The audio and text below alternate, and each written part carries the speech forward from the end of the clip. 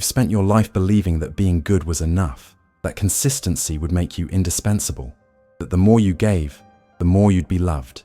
You thought presence meant value, that giving without measure was the same as importance, that being always available would make you unforgettable. But here's what no one told you. The world doesn't value what's always at arm's reach. What's abundant fades into the background, and what becomes background stops being seen. It's ignored while it exists, only remembered when it's gone. You showed up everywhere, yet disappeared from everyone's awareness. Not because you were lacking, but because you were constant. Being too good is an invisible trap. Constant kindness, when it's not strategic, becomes predictable. And what's predictable loses weight. It loses impact. It loses power. Your generosity turned into background noise. Your attention became a silent obligation. Your care became emotional routine. And routine, without absence, breeds saturation. You didn't lose value because you failed. You lost it because others stopped feeling they could lose you. Being needed is not the same as being present. The world doesn't desire what it has in excess. It desires what can vanish. It respects what knows how to withdraw. It admires what can command presence even in silence. But you were everything all the time. And in being everything, you stopped being someone.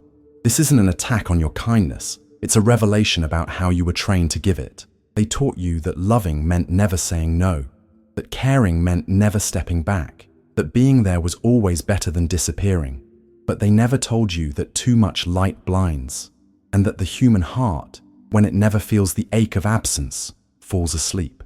It's not that the world doesn't love you, it's that it no longer sees you, because your presence became a certainty, and everything that's certain becomes disposable.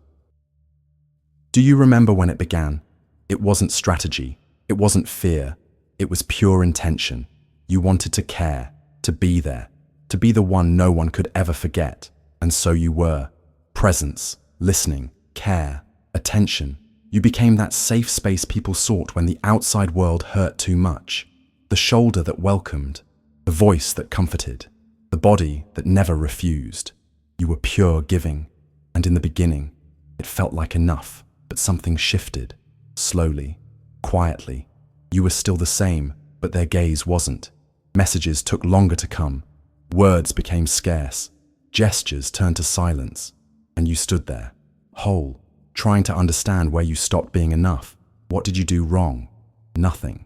The problem wasn't what you did. It was how much you did. It was the insistence, the frequency of your presence, the absence of absence. The mistake was giving yourself away completely before you were even asked. And in that unlimited offering, you stopped being a person and became a resource, functional, useful, accessible, but invisible. The human heart, for all its beauty, doesn't run on fairness. It runs on desire, and desire demands pause, space, risk. You offered no risk, only guarantees. Guarantee of being there, guarantee of listening, guarantee of giving. And what's guaranteed isn't felt. It's exploited, not out of malice, but out of instinct. People got used to your presence as if it were a right.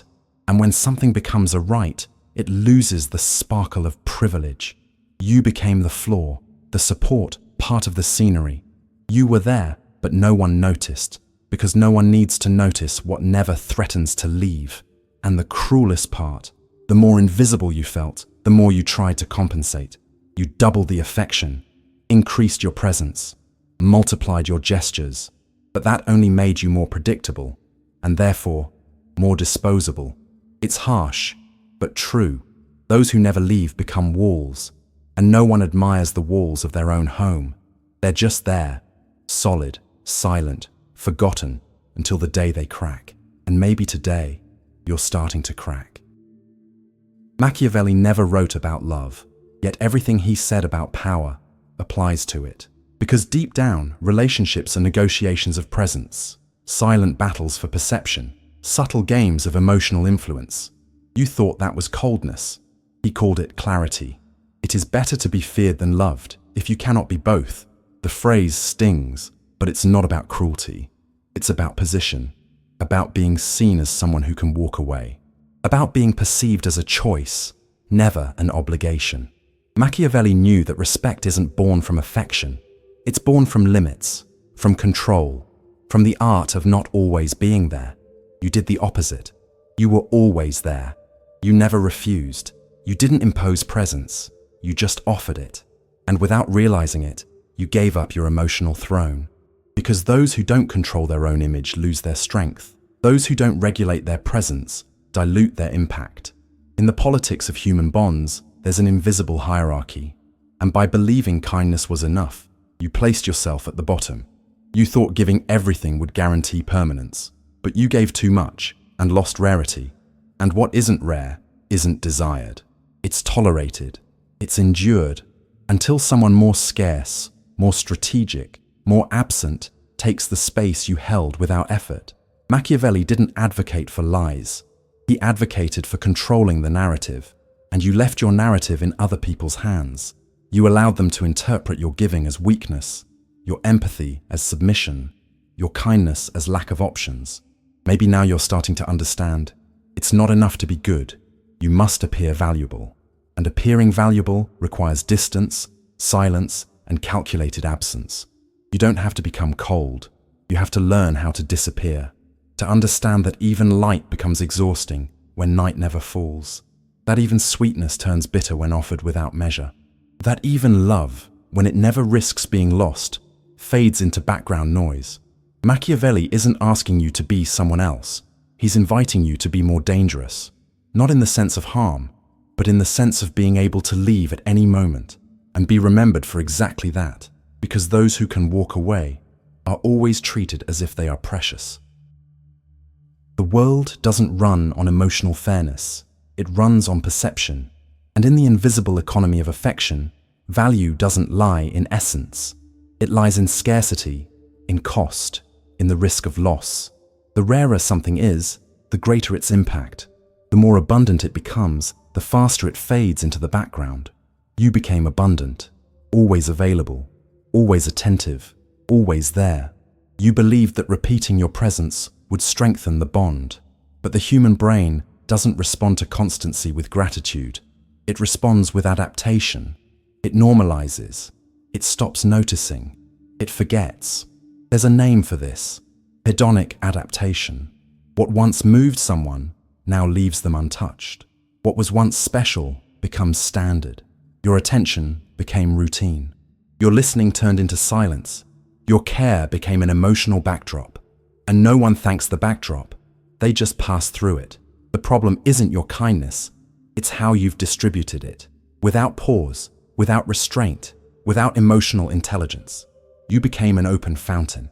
And every fountain that flows without measure stops being sacred. It becomes a puddle. Excess. Fatigue. You thought more was better. But more, without strategy, becomes less. It becomes noise. It becomes saturation. They didn't see you less because you were worth less. They saw you less because you were always there. And anything that never risks being absent is never felt as precious. It's cruel but true. In the unconscious mind, value isn't in how much is given. It's in how much can be lost.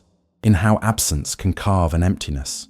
And by never disappearing, by never setting limits, you killed your own absence.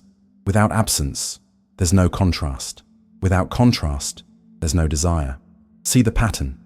The more you gave, the less response you got. The more present you were, the more ignored you became. The more effort you put in, the more indifference you received. This isn't your fault.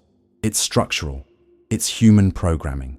And here's where Machiavelli re-enters, not as a counselor of malice, but as a master of perception. In the emotional marketplace, what demands effort is valued. What's given freely is underestimated. What requires attention is desired. What's always ready is used. And what is used without awareness is discarded without guilt. You became a habit, and habits, when they no longer surprise, grow dull. They fade, even while still standing right there. The tragedy is the cycle. You give, you're ignored. You give more, you're forgotten. You give everything, and no one notices. You think the problem is not giving enough, but the problem is the absence of absence, the lack of distance, the scarcity of scarcity. Deep down, they didn't reject you. They became numb to you. Your presence turned into an emotional overdose, and when the psyche is saturated, it shuts down, not out of cruelty, but out of instinct. And you're still here, silently screaming for recognition, without realizing that the scream only has power when it comes from silence. What happens to the one who's always there, who answers before being called, who offers presence even when there's no silence asking for it? What happens is erasure, the quiet forgetting of those who never threaten to leave, the erosion of impact, the vanishing of fascination, the loss of the symbolic weight of absence, because what's always there stops being felt, and what isn't felt isn't remembered. You believed that staying was the safest way to be loved, but constancy, when it doesn't create contrast, doesn't build connection, it builds scenery, and no one thanks the scenery. You became predictable, decipherable, completely available, and you mistook that for love. You confused giving with importance. You confused frequency with meaning. They no longer had to imagine what life would be without you, because you never gave them the space to consider it. And that's exactly what made you disposable, because emotional value doesn't come from constant presence. It comes from the perception of loss, from the idea that the other person could vanish, that what you have could end. But you, in your attempt to be eternal, became too eternal, and everything that's too eternal becomes invisible. The cruel part is the cycle. The more you feel yourself fading from their awareness, the more you try to appear. You increase the care, multiply the gestures, insist on affection. But that only makes you more present. And the more present you are, the more predictable you become. And the more predictable, the more forgettable. The mistake wasn't loving. The mistake was never leaving, never stepping back, never disappearing enough to teach them what your absence truly means. You weren't born to beg for space, yet here you are, drained, trying to hold on to a place that should be yours simply because you exist, not because you fight for it. The real question isn't why they did this to you. The question is, why do you keep doing this to yourself? Because those who never disappear never become a memory, and without memory, there's no longing, only emptiness. You don't need to always be there. You don't need to respond every time. You don't need to explain, justify, or give yourself away completely in every moment. Your presence is not an obligation. It's a choice. And when you learn to step back, you're not being cruel. You're being conscious. Strategic absence isn't a game of manipulation. It's an act of self-respect, a quiet way of reminding the world that you can leave, that your time is not open territory, that your affection has value because it has measure, because it has limits, because it has pauses. The problem was never what you give. It's that you don't know how to stop giving. You offer without being asked. You insist even when there's no reciprocity. You show up before you're even noticed. And while it may look like generosity, it's also fear. Fear of not being remembered. Fear of not being needed. Fear of disappearing and never being sought again. The irony is this. The fear of disappearing is exactly what makes you disappear. Because the more you show up, the more predictable you become. And the more predictable, the less impact you have. Absence is the space where presence gains meaning. It's in the emptiness that the value of what's missing is revealed. That's where memory works. That's where longing begins to teach others your weight. But for that to happen, you must step away. Not out of revenge, not out of pride, but for balance.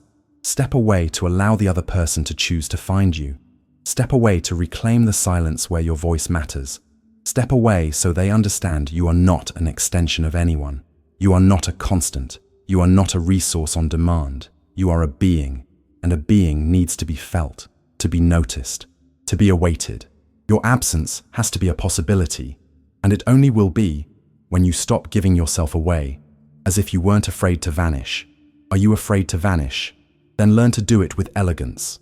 Learn to withdraw without shouting, to say no without drama, to not be there and still be remembered. Because true emotional power isn't about how often you appear. It's about how well you can disappear without losing yourself. You weren't born to be scenery.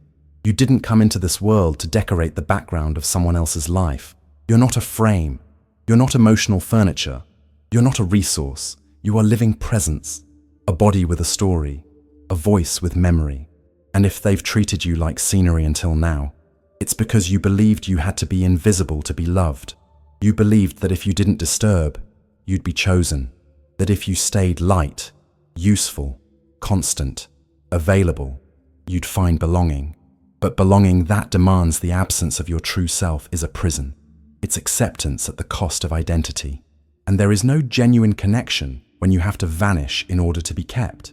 It's time to reclaim the space you abandoned in exchange for being needed.